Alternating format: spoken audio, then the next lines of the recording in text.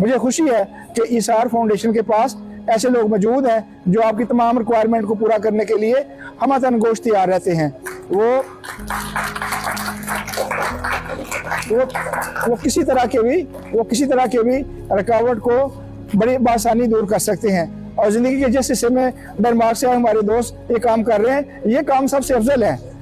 देखें, बात यह है कि हमारा दीन हमें ये कहता है कि गोह से लेकर लह तक आपने तलीम हासिल करनी है। हम में से या तो कोई मुअल्लिम है या कोई तालिब इल्म है। पढ़ा रहा है तो मुअल्लिम है, पढ़ रहा है तो तालिब इल्म है। हमारा दरमियान में कोई चीज़ ही कोई नहीं है। और दोनों सूरतों में अल्लाह पाक हमारे लिए बड़ी जज़ाए है रखी गई है। मैं अपनी तरफ से और इस इदारे के लिए 1 लाख रुपए डोनेशन का ऐलान करता हूँ और मेरा बेटा आपका पहुँचा देगा। मैडम, बहुत शुक्रिया कि आप माशाल्लाह मुझे इनवाइट किया, मौका दिया। आप सबका बहुत शुक्रिया।